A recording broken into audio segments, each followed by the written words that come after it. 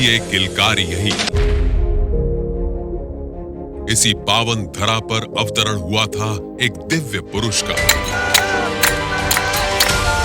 हजारों साल पहले, जिन्होंने कभी युवराज, कभी महाराज, तो कभी सन्यासी सा जीवन बिताया, जो दुष्टों का संहार कर भक्तों को भव पार कर सद्मार्ग पर चलना सिखाए मर्यादा पुरुषोत्तम कहलाए।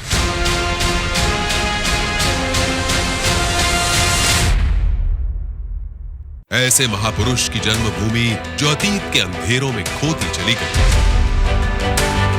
वह जन्मभूमि अब फिर से जगमगाए। पूरा होगा वह सपना जिसे साकार होने में सदियां बीत गई। लेकिन इसके पीछे बहुत बड़ा संघर्ष छिपा है। आस्था और विश्वास के सफर पर चलते हुए कितने भक्तों ने अपने प्राणों की आहुतियां दी है। कितने नयन रूपी दीपक इसके दर्शन की आस लिए बुझ गए, तो कुछ अभी भी इस उम्मीद में जिंदा है कि कब उनके आराध्य भगवान श्री राम का मंदिर बनकर तैयार होगा, जिसका दर्शन कर वे जन्म जन्मांतर के बंधन से मुक्ति पाएंगे, तर जाएंगे। भारत भूमि के इतिहास का वह स्वर्णिम पल जिसकी हर किसी को प्रतीक्षा थी। इंतजार की वह घड़ियां अब समाप्त होने वाली हैं। शुरू हो चुका है भगवान श्री राम के उस मंदिर का निर्माण, जिसको आज पूरी दुनिया देखना चाहती है, पूजना चाहती है।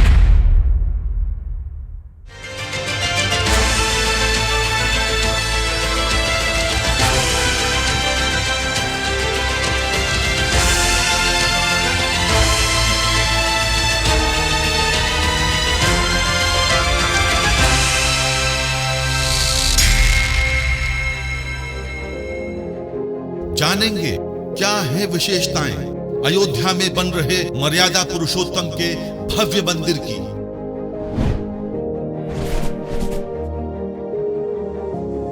कब मिटेगी भगवान और भक्त की दूरी, कब खुलेंगे मंदिर के द्वार।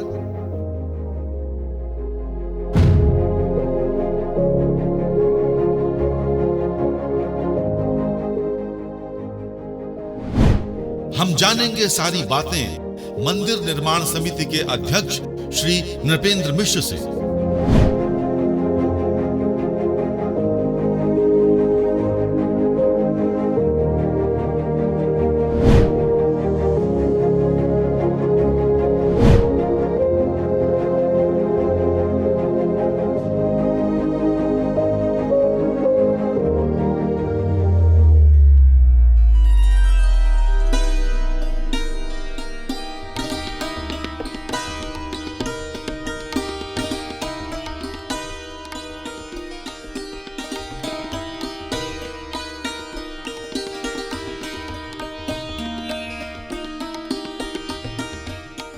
पूरे विश्व के राम भक्त कौतूहल और रोमांच से भरे हुए हैं और ये जानना चाहते हैं कि भला कब रामलला अपने इस भव्य मंदिर में विराजमान होने वाले हैं।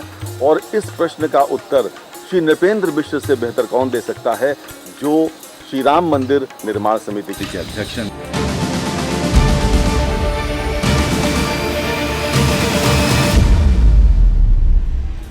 नृपेंद्र जी, बहुत बहुत स्वागत है।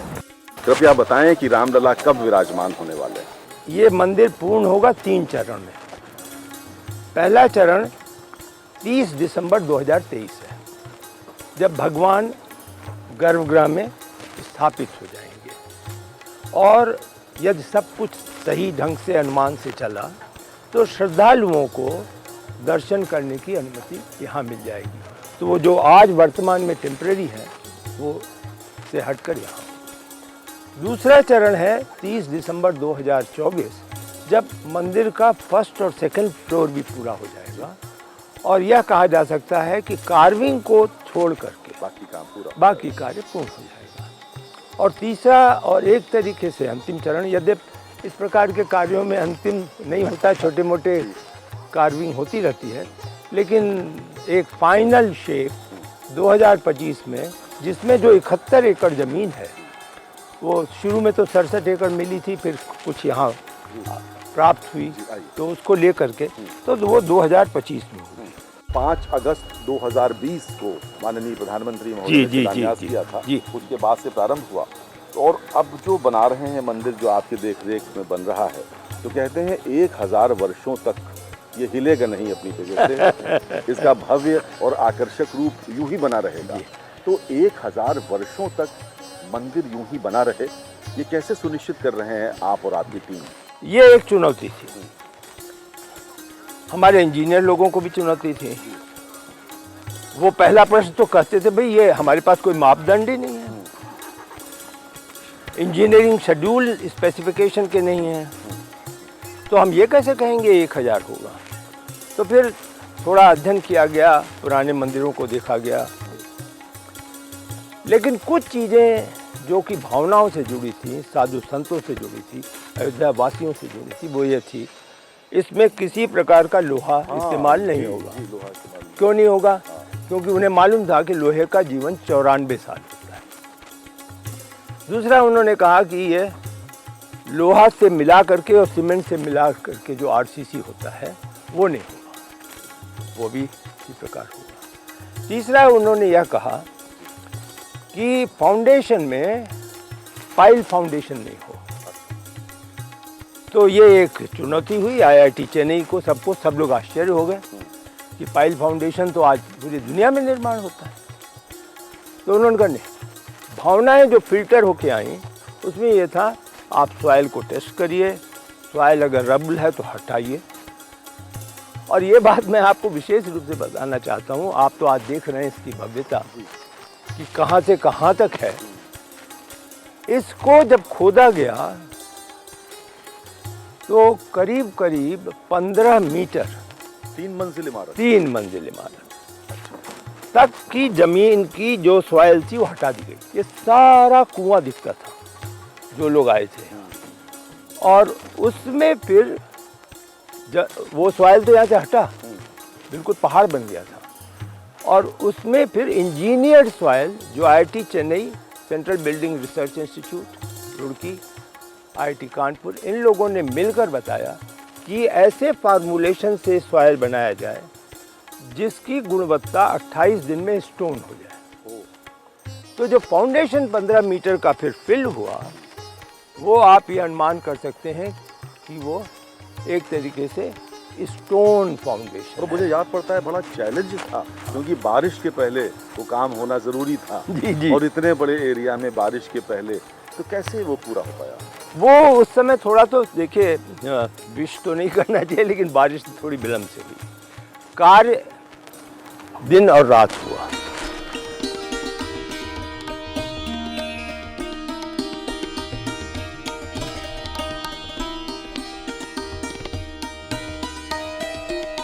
तो और बारिश का तो आप जानते ही हैं कि अगर होता तो सारी मिट्टी वापस आ जाती, तो फिर से निकालना पड़ता।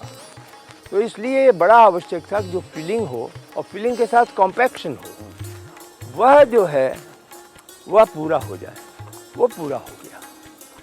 श्री राम मंदिर निर्माण समिति के अध्यक्ष श्री नृपेंद्र मिश्र जी हमारे साथ हैं, और बहुत ही रोचक बातचीत चल रही है।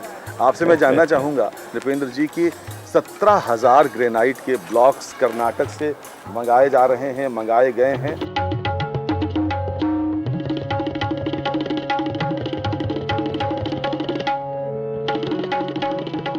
जी, ये भी आप उसी 1000 के फरमान का हिस्सा है। तो हमने जब वो भर दिया 15 मीटर, तो उसके बाद नेक्स्ट लेयर जो थी लगभग 3 मीटर की, उसको हम राफ्ट कहते हैं। तो राफ्ट को हमें बनाना था। उस राफ्ट की भी गुणवत्ता यही होनी थी कि वह स्टोन जैसा हो। उसमें एक और महत्वपूर्ण बात आई, और वो चुनौती आई, आपको ये ज़रूर बताना चाहिए हमारे श्रद्धालुओं को, कि राफ्ट में अगर ज़रा सा भी जिस समय हम डालते हैं उसको, सीमेंट मिक्स वगैरह को, और अगर उसमें क्रैक आ जाए तो वो स्वीकार नहीं है। तो शुरू की जो फर्स्ट लाइन लगी उसमें 9 क्रैक आ गए। अब नेचुरली कार्य रोक दिया गया और सारे एक्सपर्ट्स आए, तो उन्होंने सब जांच किया वगैरह किया और एक कंबाइंड रिपोर्ट दी कि देखिए फार्मूलेशन में कोई कमी नहीं है। कमी क्या थी? वो यह थी कि एक तो जब टेम्परेचर राइज करता है उसको हम कंट्रोल नहीं कर रहे थे। दूसरा उन्होंने कहा कि जो लंबाई और चौड़ाई का स्लैब डाला जा रहा था उसको कम करना चाहिए। अगर वो ये साइज होगी तो वो यूँ प्रेस करके बीच में आएगा तो क्रैक्स दिखाई देंगे। लेकिन उन्होंने यह बात कही कि हमने क्रैक को डीपली देखा है, ये क्रैक सुपरफिशियल है। अच्छा जी, अच्छा। तो उसके बाद यह बात आई कि अब प्लिंथ बनेगा। अच्छा। तो प्लिंथ करीब 4 मीटर की, 3.5 मीटर की, उस प्लिंथ पे क्या डाला जाए? तो सबने कहा कि इस पे हम ग्रेनाइट डालेंगे। ओह, अच्छा, क्या वजह थी? ग्रेनाइट का एक तो वाटर एब्जॉर्प्शन 0 है, उसकी स्टोन क्वालिटी बेस्ट है, उसकी uniformity in terms of laying and result unparalleled है। कॉस्ट बहुत है, लेकिन cost was not the consideration. 5500 crore रुपए आ गए हैं, 1800 करोड़ रुपए में मंदिर बनना है। किसी प्रकार का सरकारी धन नहीं है इसमें, केवल श्रद्धालुओं का धन है। तो फिर जब ग्रेनाइट डाला गया तो उसकी चौड़ाई, लंबाई और देखा गया कि एक एक स्लैब 2 टन का है। वो ग्रेनाइट का एक एक स्लैब 2 टन का है, उसके लेयर्स डाली जाएंगी और 7 लेयर्स पड़ेंगी, तब प्लिंथ पूरा होगा। तो कुल आवश्यकता इस पूरे उसकी थी 1700 ग्रेनाइट, 1705 इस प्रकार। उसको सबसे अच्छे कर्नाटक में जो माइंस हैं वहाँ टेस्ट हुआ और उस टेस्ट को हमने एक national institute of stone research है उनको भेजा। जो 17,000 या 1700? ये 17,000 माफ़ करिएगा, हाँ। तो वो जो वहाँ पे भेजा गया, उन्होंने सर्टिफाई किया कि yes this is the granite you should use. वो तो हो गया। लाएं कैसे यहाँ? ट्रेन से लाएंगे या ट्रक से लाएंगे? ट्रक में बड़ा टाइम लग रहा था। तो रेल मंत्रालय ने बड़ी सहायता की। उन्होंने, हम लोगों ने अनुरोध किया, उन्होंने उसकी कंटेनर सर्विस को प्रोवाइड किया और कंटेनर सर्विस को भी उन्होंने हम लोगों के अनुरोध पर ग्रीन चैनल दे दिया। अच्छा, कोई रुकावट नहीं? रुकावट नहीं। चले सीधे यहीं आकर रुके। तो वो कानपुर रुकता था। अच्छा। फिर कानपुर से कैसे लाए? तो ये हुआ कि दिन में ट्रक तो बैंड है कानपुर में, तो फिर वहाँ के लॉ एंड ऑर्डर के लोगों से रिक्वेस्ट की, तो वो लोग ट्रक के साथ एस्कॉर्ट करके कानपुर से बाहर निकालते थे और इस प्रकार अयोध्या पहुँचा।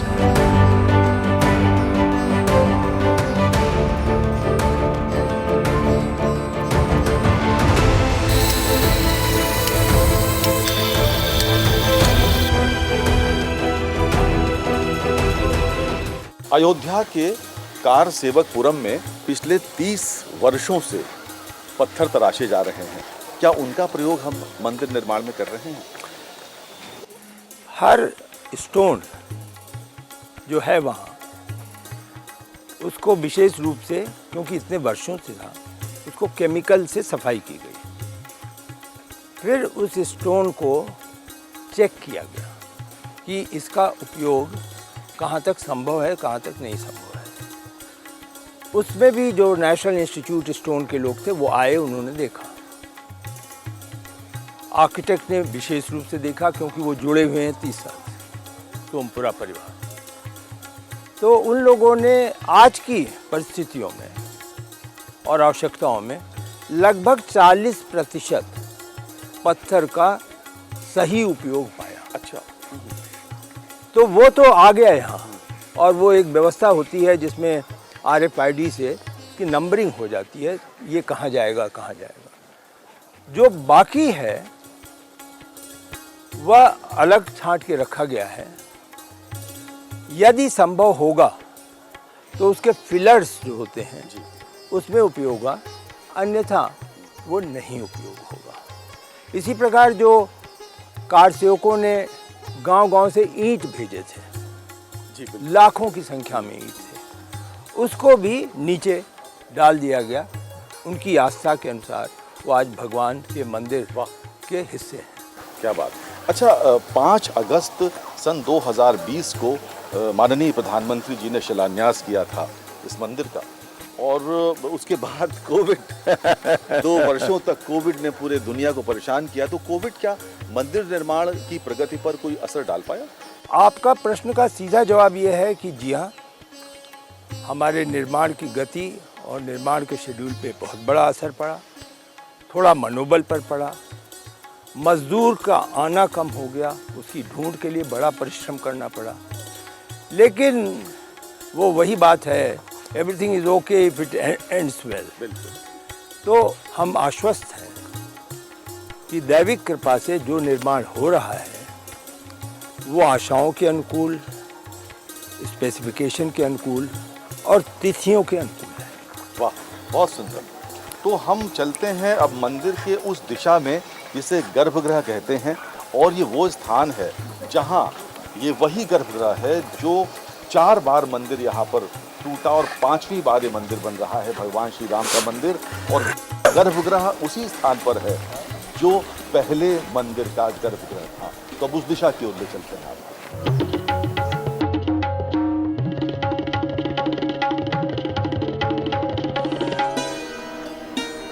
इस समय जहां हम खड़े हैं ये अयोध्या में बन रहे भव्य श्री राम मंदिर का प्लिंथ लेवल है।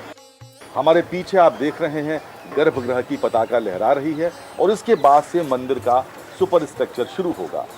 इस समय हम बात कर रहे हैं मंदिर निर्माण समिति के अध्यक्ष श्री नृपेंद्र मिश्र जी से। हम सौभाग्यशाली हैं कि आप हमारे साथ हैं, और आप पूरी देश और दुनिया के सभी राम भक्तों को बता रहे हैं कि ये मंदिर कब अपने भव्य रूप में आ जाएगा।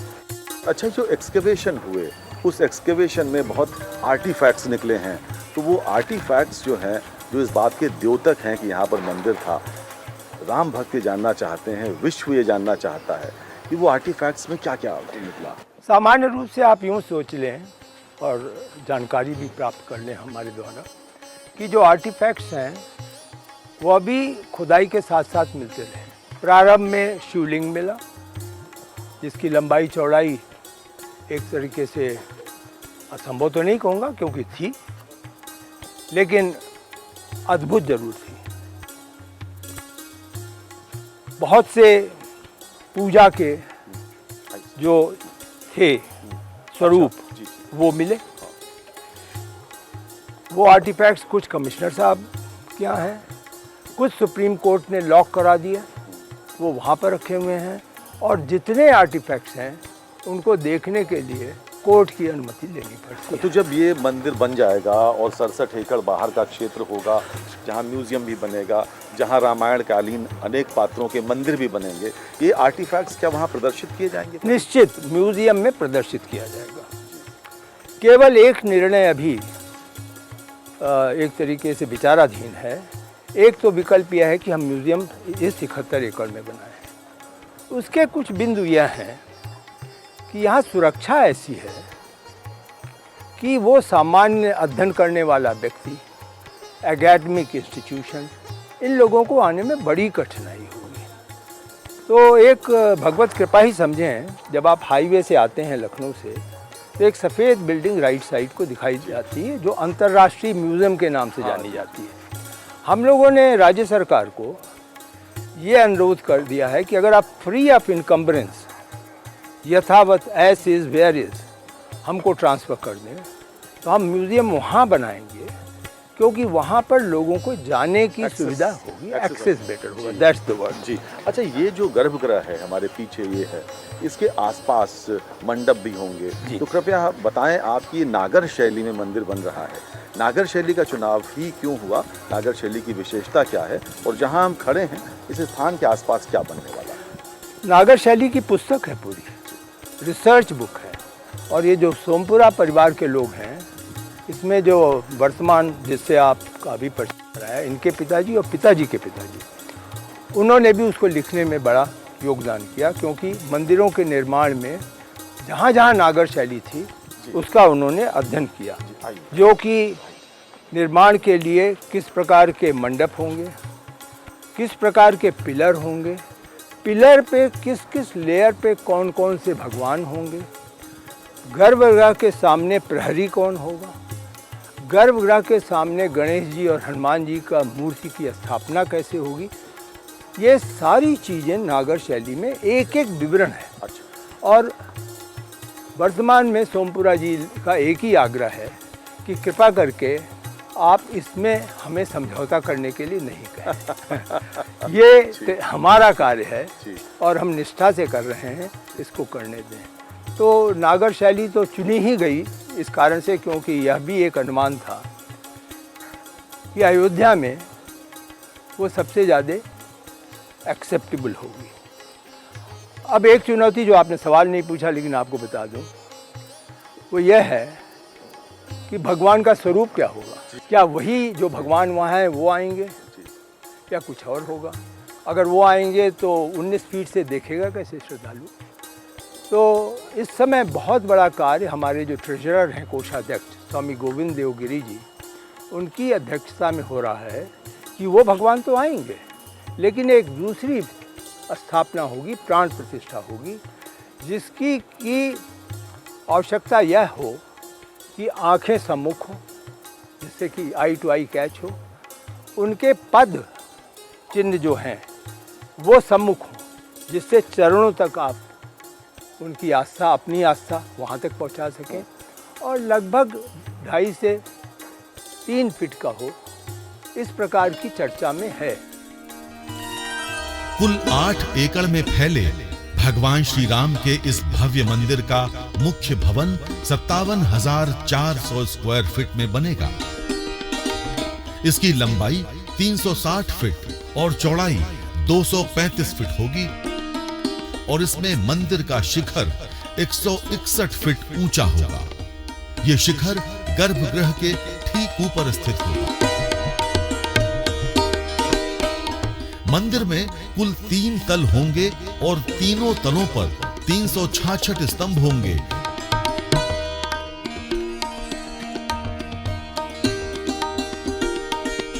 प्रत्येक स्तंभ पर धर्म ग्रंथों पर आधारित चित्र उकेरे जाएंगे। मंदिर के पूर्व दिशा में स्थित होगा सिंहद्वार और यही मुख्य प्रवेश द्वार होगा। उसके आगे नृत्य मंडप, रंग मंडप, गृह मंडप और सबसे अंत में गर्भगृह होगा। गर्भगृह में रामलला अपने तीनों अनुजों भरत, लक्ष्मण और शत्रुघ्न के साथ विराजमान होंगे। गर्भगृह के ऊपर प्रथम तल पर राम दरबार का निर्माण होगा, जहां भगवान राम माता जानकी के साथ साथ तीनों भाइयों और वीर हनुमान सहित अन्य देवों के साथ विराजमान होंगे।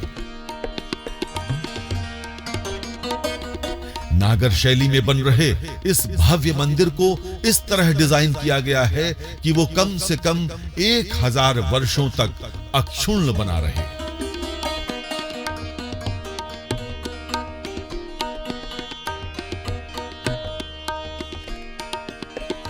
श्री राम जन्मभूमि तीर्थ क्षेत्र ट्रस्ट द्वारा सूर्य तिलक योजना के तहत ऐसी व्यवस्था की जा रही है कि रामनवमी के पावन अवसर पर श्री राम लला का मस्तक सीधे सूर्य देव की किरणों से सुशोभित हो।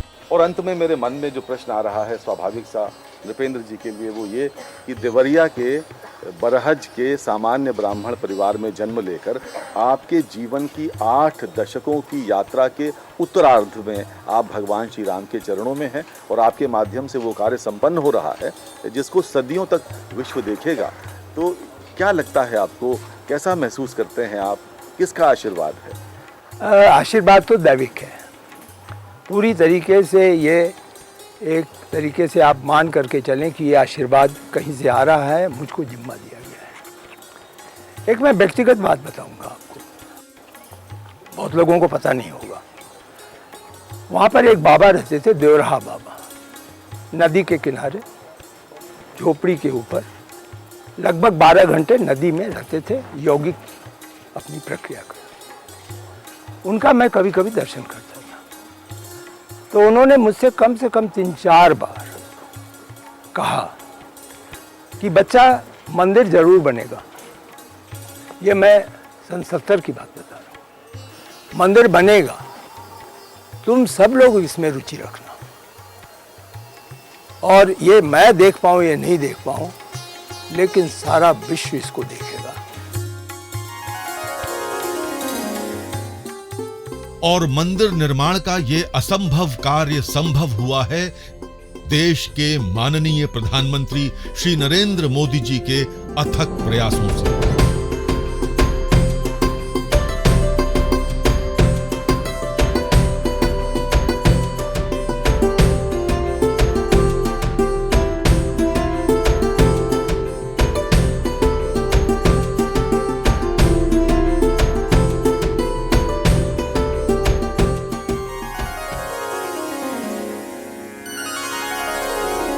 आस हुई है पूरी सबकी, सपना ये साकार हुआ है।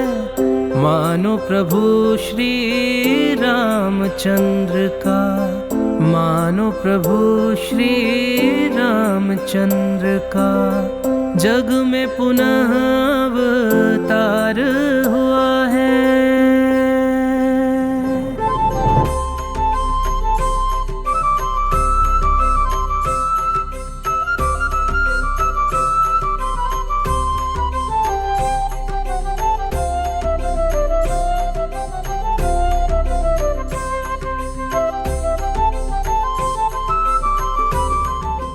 सभी देशवासियों को और विश्व भर में फैले करोड़ों करोड़ों भारत भक्तों को, राम भक्तों को आज के इस पवित्र अवसर पर कोटि कोटि बधाई।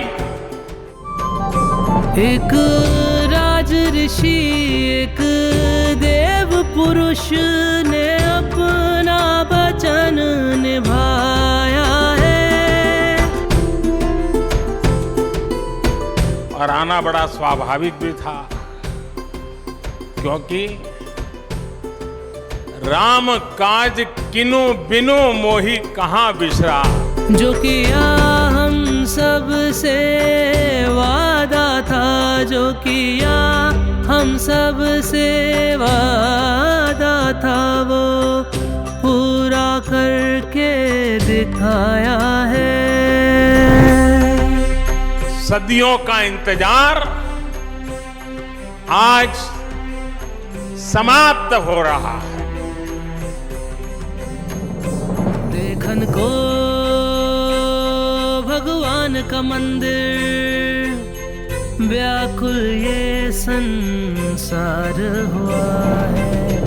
मानो प्रभु श्री रामचंद्र का, मानो प्रभु श्री रामचंद्र का जग में पुनः अवतार हुआ है, जग में पुनः अवतार हुआ है, जग में पुनः अवतार